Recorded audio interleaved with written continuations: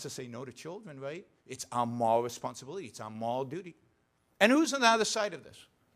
Well, on the other side of this, right, who are vilified, and there's no accident why Obama switched from talking about health care to talking about insurance.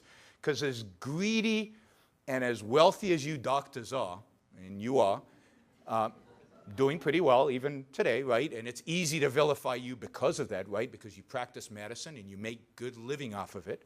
You're not doing it out of charity. You're not doing it out of sacrifice. You're not sacrificing. You're making a good living, and I commend you for that. But the culture doesn't. It's even easier to vilify whom? Insurance companies. What do? Right? They don't, doesn't seem like they give us anything, and yet they make a lot of money. Right? Supposedly. They don't really. If you look at profit margins, their profit margins are not greater than anybody else's. But it seems that way, so it's easy to vilify them. And what are we vilifying there? We're vilifying the opposite in the small story, right? If the ideal is selflessness and self-sacrifice, what is vice? If virtue is selflessness, then vice is self-interest. Vice is profit. Vice is pursuing your own values. Vice is living your life for your own happiness. That is vice. That's why insurance companies are evil. They're bad. They're making money off of sick people, as are doctors.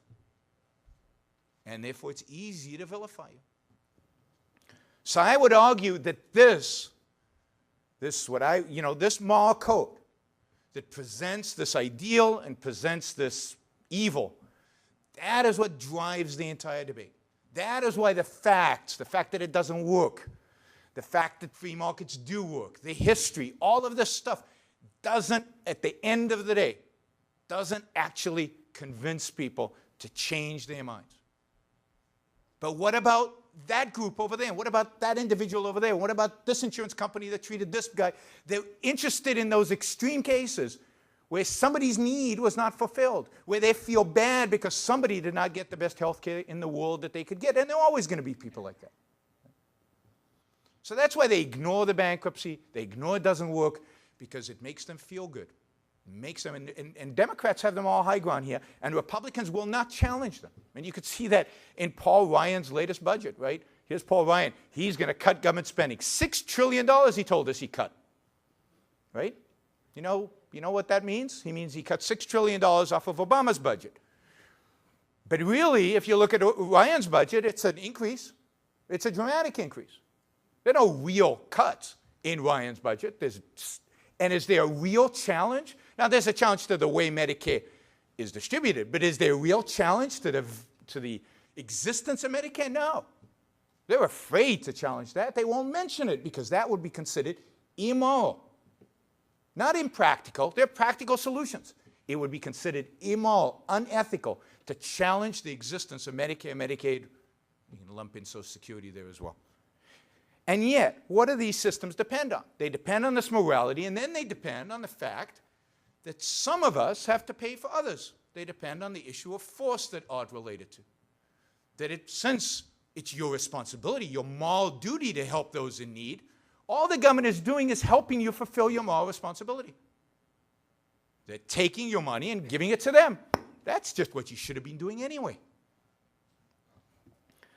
This needs, if we're going to change the direction of this country, if we have any hope for free medicine, if we have any hope for freedom in this country, this is the moral code that needs to be abandoned. It needs to be trashed.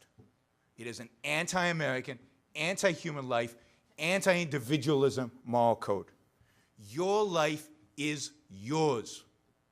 It's yours politically, but much more importantly, it is yours morally. It is yours to live for yourself, to make the most out of your life. You want to help people? Great, help people.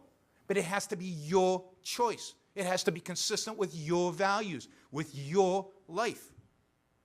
Morality cannot, it is unimaginable to say that morality is about the denial of your life. Morality should be about how to make your life the best life that it can be. How to make your life the most flourishing, the most successful life that it can be. You are responsible for yourself, for your own life, for your own actions, for your own choices. The role of government is to protect your ability to make those choices. The role of government is to prevent people from forcing you to make choices you don't want to make. The role of government is to protect your individual rights. And we throw around rights all the time, and the left throws around rights all the time. But what do rights mean? What did the founders mean when they talked about individual rights? They meant freedom. They meant the absence of coercion, the absence of force. Right means you have a right to act based on your own rational decisions for your own purpose in life.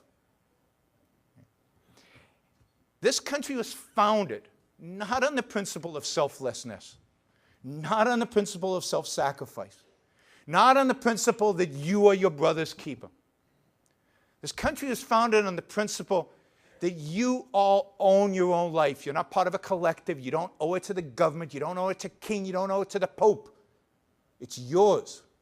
It was founded on the principle defined in, I think, the most important political document in the history of mankind, the Declaration of Independence, that sets the context for the Constitution. That each one of us has an unalienable right to what? To our own lives, to our own liberty. And in the most self-interested political statement in human history, each one of us has an unalienable right to pursue our own happiness. Not the groups, not the collectives, not the needies, our own. In this sense, the battle for the future of healthcare, the battle over Obamacare and a free market alternative, is at the heart of the battle for the future of the United States of America. It is at the heart of the battle between individualism and collectivism, and it is the heart of a battle between a morality of self-interest and a morality that says that your life is owed by others. We are all fighting, and this is why I think that the doctors here and the other panelists who do this fight for healthcare on a day-to-day basis are such heroes. I believe the battle for healthcare is the most important battle being fought today for the future of this country. Thank you all.